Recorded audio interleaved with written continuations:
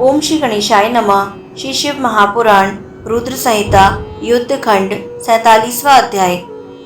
इस अध्याय में हम जानेंगे शुक्राचार्य द्वारा युद्ध में मरे हुए दैत्यों को संजीवनी विद्या से जीवित करना, दैत्यों का युद्ध के लिए पुनः उद्योग, नंदीश्वर द्वारा शिव को यह वृत्तांत बतलाना, शिव की आज्ञा से नंदीश्वर द्वारा युद्ध स्थल से शुक्राचार्य को शिव के पास लाना, शिव द्वारा शुक्राचार्य को निगलना। व्यास जी बोले, उस भयानक तथा रोमांच उत्पन्न कर देने वाले महायुद्ध में भगवान सदाशिव ने विद्वान दैत्याचार्य शुक्र को निगल लिया। यह बात मैंने संक्षेप में सुनी, अब आप उसे विस्तार के साथ कहिए कि शिव जी के उदर में स्थित महायोगी शुक्राचार्य ने क्या किया। शिव जी की प्रलयकालीन अग्नि के समान जठरा अग्नि ने उन शुक्र को जलाया क्यों नहीं। काल रूप बुद्धिमान तथा तेजस्वी शुक्राचार्य किस प्रकार शिव जी के जठर पंजर से बाहर निकले, उन शुक्र ने किस लिए तथा कितने समय तक आराधना की, उन्होंने मृत्यु का शमन करने वाली उस पराविद्या को कैसे प्राप्त किया, और हे तात, वह कौन सी विद्या है जिससे मृत्यु का निवारण हो जाता है। देवादिदेव लीला विहारी भगवान शंकर के त्रिशूल से छुटकारा पाए हुए अंधक ने किस प्रकार गाणपत्य पद प्राप्त किया। हे परम बुद्धिमान तात, कृपा कीजिए और शिवलीला अमृत का पान करने वाले मुझको यह सब विशेष रूप से बताइए। ब्रह्मा जी बोले, हे तात, अमित तेजस्वी व्यास जी के इस वचन को सुनकर शिव जी के चरण कमल का स्मरण करके सनत कुमार जी कहने लगे। सनत कुमार बोले, हे महाबुद्धिमान व्यास, आप मुझसे शिवलीला अमृत का श्रवण कीजिए। आप धन्य हैं, शिव जी के परम भक्त हैं और विशेषकर मुझे तो बहुत आनंद देने वाले हैं। जिस समय अत्यंत दुर्भेद्य वज्रव्यूह के अधिपति भगवान शंकर एवं गिरिव्यूह के अधिपति अंधक में घनघोर युद्ध छिड़ा हुआ था, उस समय सर्वप्रथम बलशाली दैत्यों की विजय हुई और हे मुने, उसके बाद शिव जी के प्रभाव से प्रथम गणों की विजय हुई। यह सुनकर महान दैत्य अंधिकासुर अत्यंत दुखित हुआ और वह विचार करने लगा कि मेरी विजय किस प्रकार होगी। इसके बाद परम बुद्धिमान महावीर वह अंधक संग्राम छोड़कर शीघ्र ही अकेले शुक्राचार्य के पास गया। परम नीतिज्ञ वह अंधक रथ से उतरकर अपने गुरु शुक्राचार्य को प्रणाम करके हाथ जोड़कर विचार करके यह कहने लगा। अंधक बोला, हे भगवान, हम लोग आपका आश्रय लेकर आपको गुरु मानते हैं। सर्वदा विजय पाने वाले हम लोग आज पराजित हो रहे हैं। हे देव, आपके प्रभाव से हम लोग सदैव शंकर, विष्णु आदि देवताओं को तथा उनके अनुचरों को शूद्र तृण के समान समझते हैं और आपके अनुग्रह से सभी देवता हमसे उसी प्रकार डरते रहते हैं जैसे सिंहों से, हाथी और गरुड़ों से सर्प डरते रहते हैं। आपके अनुग्रह से प्रमथों की संपूर्ण सेना को ध्वस्त कर दैत्यों तथा दानवों ने दुर्भेद्य वज्रव्यूह में प्रवेश किया।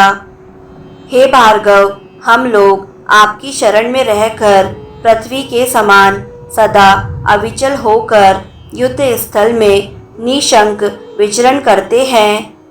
हे विप्र, वीर शत्रुओं से पीड़ित होकर भागकर शरण में आए हुए असुरों की तथा मृत दैत्यों की भी आप रक्षा करें। मृत्यु को पराजित करने वाले महापराक्रमी प्रमथ गणों से मार खाकर युद्ध में गिरे हुए उन हुंड आदि मेरे गणों को देखिए। आपने पूर्व काल में सहस्त्रों वर्ष पर्यंत तुषा अग्निजन्य धूम का पान कर जिस संजीवनी विद्या को प्राप्त किया है, अब उसके उपयोग का समय आ गया है। हे भार्गव, इस समय आप कृपा कर सभी असुरों को जीवित कर दे, जिससे सभी प्रमथ आपकी इस विद्या के प्रभाव को देखें। सनत कुमार बोले, इस प्रकार अंधक के वचन को सुनकर परम धीर वे शुक्राचार्य दुखी मन से विचार करने लगे। मुझे इस समय क्या करना चाहिए? मेरा कल्याण कैसे हो? इन मरे हुओं को जिलाने के लिए संजीवनी विद्या का प्रयोग मेरे लिए सर्वथा अनुचित है। वह विद्या मुझे शंकर जी द्वारा प्राप्त हुई है, अतः इसका उपयोग शिव जी के अनुचर वीर प्रमथों के द्वारा रण में मारे गए दैत्यों को जीवित करने के लिए कैसे करूं? किंतु शरण में आए हुए की रक्षा करना सर्वोपरि धर्म है। तब हृदय तथा बुद्धि से विचार कर शुक्राचार्य ने उसकी बात अंगीकार कर ली। इसके बाद शिव जी के चरण कमलों का स्मरण करके कुछ हंसकर स्वस्थ चित्त हो शुक्राचार्य ने दैत्यराज से कहा। शुक्र बोले, हे तात, आपने जो कहा सब सत्य ही है। मैंने सचमुच इस विद्या की प्राप्ति दानवों के लिए ही की है। मैंने सहस्त्र वर्ष पर्यंत तुषाग्नि जन्य धूम को पीकर शिव जी से इस विद्या को प्राप्त किया था, जो बंधुगणों को सर्वदा सुख देने वाली है। मैं इस विद्या के प्रभाव से संग्राम में देवताओं द्वारा मारे गए इन दैत्यों को उसी प्रकार उठा दूंगा, जिस प्रकार मुरझाई हुई फसलों को मेघ जीवित कर देते हैं। आप अभी इसी क्षण देखेंगे कि ये दैत्य व्रण रहित एवं स्वस्थ होकर सोकर उठे हुए के समान पुनः जीवित हो गए हैं। सनत कुमार बोले, अंधक से इस प्रकार कहकर शुक्राचार्य ने बड़े आदर के साथ शिव जी का स्मरण कर एक एक दैत्य को उद्देश्य करके संजीवनी विद्या का प्रयोग किया।